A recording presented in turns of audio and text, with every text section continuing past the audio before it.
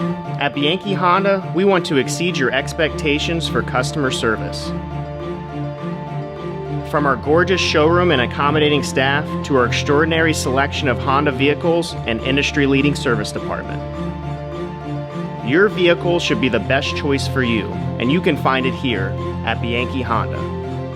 I'm Jason Perico, and I promise to always make it worth a visit.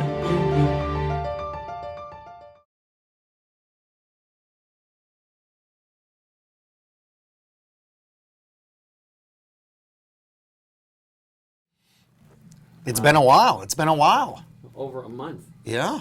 Had a chance to talk to you. First of all, going into the holidays, what was your assessment of the team and what were your feelings about where you were at? Yeah, we were feeling really good. When things are going well, you really don't want to take a break. Right. Coming off, the last time we talked, I can't even remember. We had our finals week. We went over to play Edinburgh. Got a great win over there. And then finished up on the 19th at home versus UPJ. Got a big win there. And that ended December for us. And I think Alex told me afterwards that we were undefeated in December. So that was nice to see, because we had the IUP to start on the first, and then we had the crossover games, Lock Haven and Bloom, 2 big wins there. Then we had that whole week off because everybody else is in finals week, and then we come back during our finals week, go play at Edinburgh, and then have UPJ at home on the 19th, win those 5. And then we come back from break, gave the kids a couple extra days for Christmas, just because we've been going for such a long time. Right. And we didn't play until yesterday, so wanted to make sure they had enough time to spend with their family over the holidays. And got back on the 29th, had 2-a-days, 30th, 31st, 1st. Got on the bus on Saturday, headed over to Kutztown. I haven't been to Kutztown in, it's got to be almost 20 years. And went over there and gutted one out in overtime. The ladies got after it. They played well. That first game after break's always tough. It's always tough. I don't understand that, but it's a proven fact. Like, I watched Vincent Saturday, and their fans were saying, "Oh, they're rusty. They haven't played." And I'm thinking, I don't always buy into that, but it shows. What do they forget how to play basketball? Well, it's just that routine. If you think about it, from October 15th, until December 19th, we were going every day except for the mandatory day off that the NCAA requires us to have. Right. You're in such a routine of playing games, practice, play a game, off, practice, all that. Then all of a sudden, boom, you have nothing for 2 weeks. And it ends up being 2 weeks. Now, we came back and practice, but you can practice all you want, and you can get up and you can simulate and you can scrimmage and you can do 5 possessions, you can do ODO, the things we do to try to get them ready. But there's nothing like when the uniform's on, the lights are on, and you're ready to go. There's a different type of pressure. But our ladies, we shook off the rust and made some great plays towards the end. Defensively, had some great plays to take it to overtime. And then we just caught fire in overtime and took it the rest of the way. Well, it's always good to get a road win. Absolutely. Kutztown must have played well. They did. They were a team that I thought was they're very well rounded. They have a couple different ways that you can score on them, that they can score on you. They have some really talented players, and we're lucky. Their point guard, her last name's Lee. She's number 5. She just before the game, she was recognized. She scored her 1,000th point. She's a senior, and she was having a really nice game and got into foul trouble, and she ended up fouling out.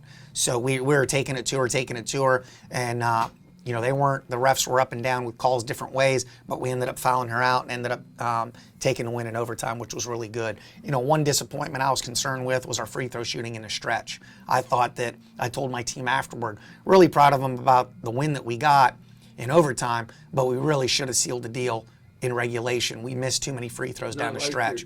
Yeah, second half we were 5 of 10. Yeah. That's not going to cut it when you're 5 of 7 in the first half. But the good thing is, and I'm really proud of this team, we ended up making more free throws than the other team has attempted. And that just shows what these ladies were capable of doing. And then, you have this long break. It's your first game. That's a 6.5-hour trip, which I know Westchester and one other school, I think Cheney's, longer Right. as far as miles, but there's just no easy way to get there. No.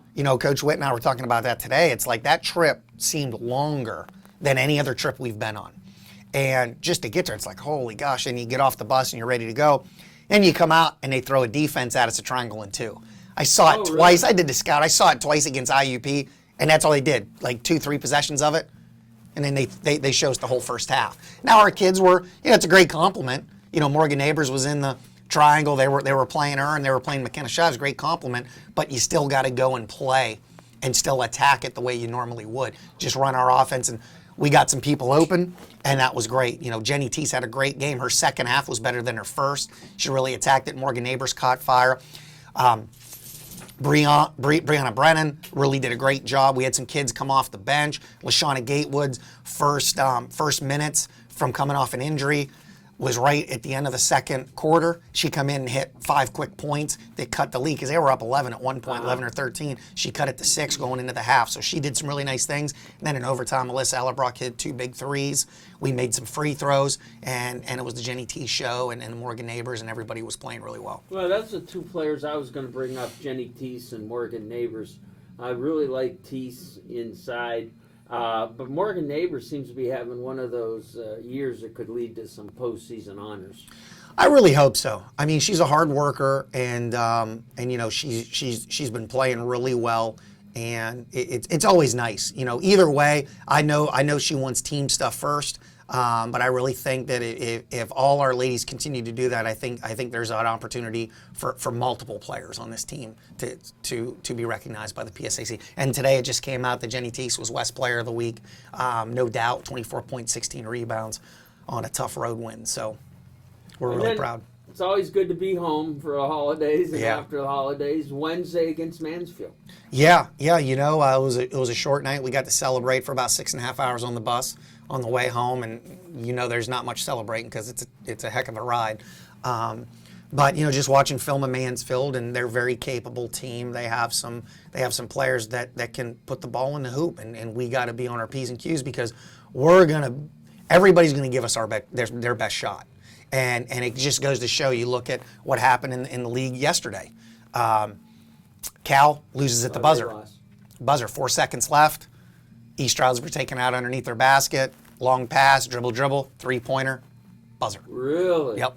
So anybody can beat anybody in this league, and you got to be ready. And especially on the road, you got to come in, and they're going to have a focus that should be like a laser, because coming in on the road, you got to be able to play well. And we want to protect our house. We want to protect the mill. So we got to do what it takes to get things done. So after Mansfield, you're off once a Actually, this now. will be this is the end of our break. This week is the last the end of the holiday break for Gannon University. Right. So after we play Wednesday, we're still on holiday break. So Thursday, Friday, Saturday, we'll be able to practice. Saturday is our bye week. Right. It's one of 2 we have this year. The second one I think comes in February, I think. And it's also a Saturday, I believe. So and then classes fire up on I think it's Monday the 11th. So we'll have our mandatory day off on the 10th there, Sunday, and then we'll get back at it because we have a game against Cal. So what's your schedule after Mansfield? A game or 2.